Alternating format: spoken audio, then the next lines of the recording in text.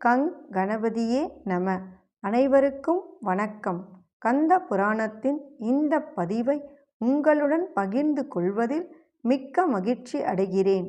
இச்சாசக்தியாகிய வள்ளியும் கிரியாசக்தியாக தெய்வானையும் விளங்க ஞானவேல் தாங்கி மயில் வாகனத்தில் வலம் வரும் முருகப் பெருமானை நம் மன வாகனத்தில் ஏற்றி வைப்போம். 16 பேறுகளையும் தன் 12 கைகளாலும் வாரி வழங்குவான் நம் வடிவேலன். கந்த புராணம் 7 உபதேச காண்டம். அதில் 69 தேவர்கள் பெற்ற வரங்கள். பூர்வத்தில் மகா பராக்கிரமசாலியான தேவேந்திரன் பாலாசுரன் என்னும் கொடிய அசுரன் ஒருவனை கொன்றொழிப்பதற்காக திருக்காலத்திநாதரை பூஜித்து வணங்கி அவர் அருளால் ஏராளமான வரங்களையும் பெற்று மகிழ்ந்தான். அதன் பிறகு அவன் பலாசுரனை போரிட்டு வென்று அவனை சம்ஹரித்தான். அவனை கொன்ற பாவத்திலிருந்து விடுபடுவதற்காக தேவேந்திரன் சிவபெருமானை மீண்டும் காளகஸ்திரேத்திரத்தில் பூஜை செய்து வணங்கி புண்ணியசீலராக மாறினான். மற்றொரு சமயத்தில் தேவேந்திரனுடைய வாகனமாகிய ஐராவதம், உச்சை ஸ்ரவஸ் என்னும் சிறந்த குதிரை, எண்ணிய பொருட்களையெல்லாம் கொடுக்க வல்லதான சிந்தாமணி, கற்பக விருட்சம், காமதேனு முதலானவையெல்லாம் துர்வாச முனிவரின் சாபத்தினால் ஸ்வர்கலோகத்திலிருந்து நடுக்கடலில் விழுந்துவிட்டன. அதை கண்டதும் தேவேந்திரன் பெரிதும் அச்சமடைந்து நடுநடுங்கி வறுமையின் துயரத்தால் வாடி வதங்கினான்.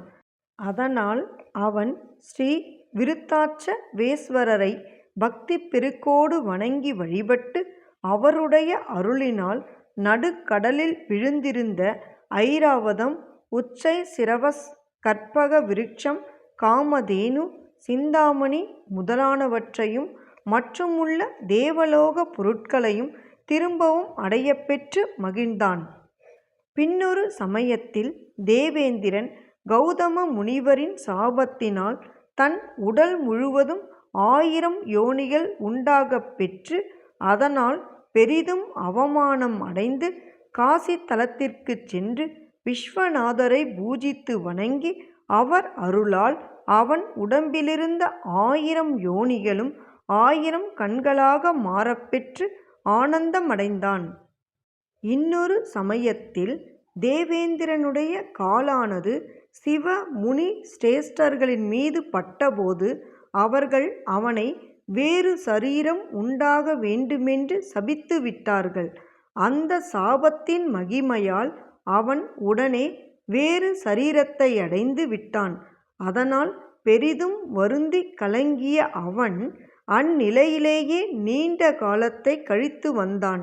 பிறகு அவன் கேதார தலத்திற்கு சென்று கேதாரநாதரை வணங்கி வழிபட்டு அவருடைய அருளினால் தன்னுடைய பழைய இந்திர வடிவத்தையும் ஸ்வர்கலோக அரசாட்சி பொறுப்பையும் திரும்பவும் பெற்று மகிழ்ந்தான்.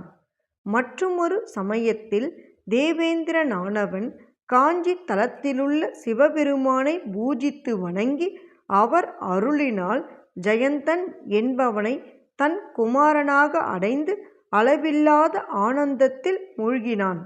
இன்னுமொரு சமயத்தில் தேவேந்திரன் திருவாரூர் தலத்திற்கு சென்று இறைவனை வணங்கி வழிபட்டு மேகத்தை தன் வாகனமாக ஆக்கிக் கொண்டான். உச்சை சரவஸ் என்கிற குதிரையையும் தனக்கு சொந்தமாக ஆக்கிக் கொண்டான். இதைப் போலவே இன்னொரு சமயத்தில் தேவேந்திரன் திருவண்ணாமலை தலத்திற்கு சென்று பார்வதி மணாளரை பூஜித்து வணங்கி அவர் அருளால் இந்திராணியை தம் மனைவியாக அடைந்தான். மற்றும் ரம்பை, ஊர்வசி முதலான தேவ மாதர்களோடு அளவில்லாத இன்பங்களை அனுபவித்து மகிழ்ந்தான். மற்றொரு சமயத்தில் தேவேந்திரன் சிதம்பரத்திற்கு சென்று கூத்தப் பெருமானை பூஜித்து வணங்கி அவர் அருளினால் கைலாசத்தை அடைந்து முடிவில் கணங்களுக்கு அதிபதியாக இருக்கும் அந்தஸ்தையும் அடைந்தான். இவ்விதமாக கைலைநாதரை தேவேந்திரன் வணங்கி பூஜித்து அவர் அருளினால் அடைந்த வரங்களை இவ்வளவென்று ஒருவராலும் அளவிட்டு கூறவே முடியாது. அவற்றில் ஒரு சிலவற்றைப் பற்றித்தான் நான் இப்போது உங்களுக்கு கூறினேன். இனி மற்ற தேவர்களினாலும் சிவபூஜை செய்யப்பட்டு அவர்கள் அடைந்திருக்கும் வரங்களைப் பற்றியும் உங்களிடம் கூறுகிறேன், கேட்பீர்களாக. முன்பொரு சமயம் சூரிய பகவான் ஏராளமான சிவத்தலங்களுக்குச் சென்று சிவபெருமானை பூஜை செய்து வணங்கி அவர் அருளினால் தன் சரீரத்தின் மெலிவையும் முக விகாரத்தையும் இழந்து பன்மடங்கு பொலிவுள்ளவனாக மாறி அதி அற்புதமான அழகு கவர்ச்சியையும் பெற்று மகிழ்ந்தான்.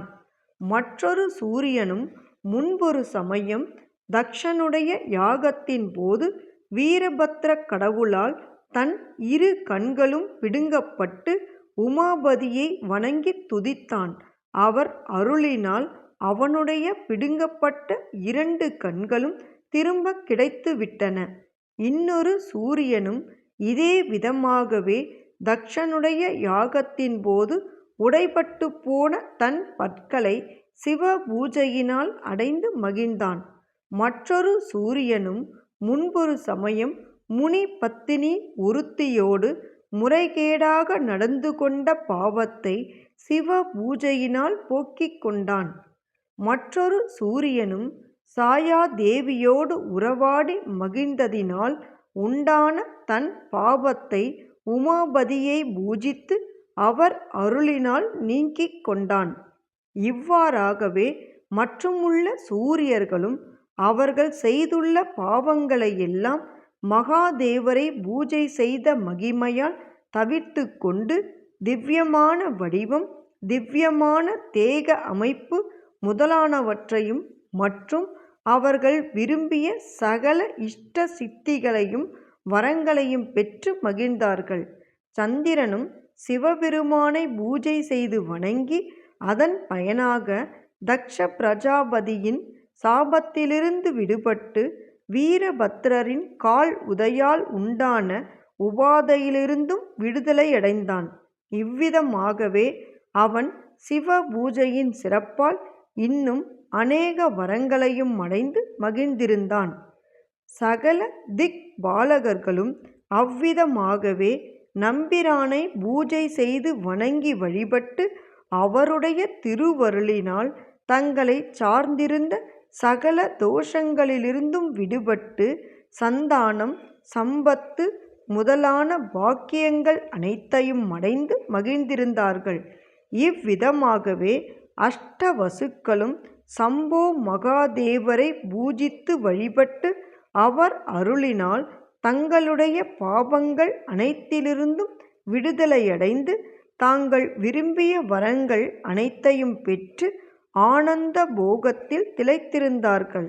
அவ்வாறாகவே அசுவனி தேவர்களும் ஏகாதச ரத்திரர்களும் சப்த ரிஷிகளும் மகாதேவரை வணங்கி துதித்து அவர் அருளினால் சகல பாவங்களிலிருந்தும் விடுதலையடைந்து தாங்கள் விரும்பிய கோரிக்கைகளை எல்லாம் அடைந்திருந்தார்கள். எண்ணிய பொருளை அருளச் செய்யும் கந்த புராணத்தை காதலுடன் இப்புவியில் படிப்போர், கேட்போர், நினைப்போர் யாவரும் பசு, பத்தினி, உறவினர், புத்திரன் ஆகிய அனைவரோடும் ஆனந்த வாழ்வை வாழ்ந்து இந்திரனைப் போல தலைமைத்துவமும் இன்பமும் மிக்க வாழ்வையும் வாழ்ந்து இறுதியில் பரமானந்த நிலையாகிய சிவபத பேரும் பெறுவர். வேலும் மயிலும் சேவலும் துணை. கந்த புராணத்தின் தொடர்ச்சியை தொடர்ந்து கேட்க நமது ஆர்கேஎன் காலம் சேனலை சப்ஸ்கிரைப் செய்து பெல் ஐகானையும் கிளிக் செய்யுங்க. இந்த பதிவினை நமது ஆன்மீக அன்பர்கள் அனைவருக்கும் மற்றும் புராணங்களை கேட்க விரும்புபவர்களுக்கும் ஷேர் செய்யுங்க. பிடித்திருந்தா மறக்காம லைக் பண்ணுங்க, கமெண்ட் பண்ணுங்க. தொடர்ந்து கேட்பவர்கள் அனைவருக்கும் எனது மனமார்ந்த நன்றி. நாளையும் வருவான் நமது வடிவேலன்.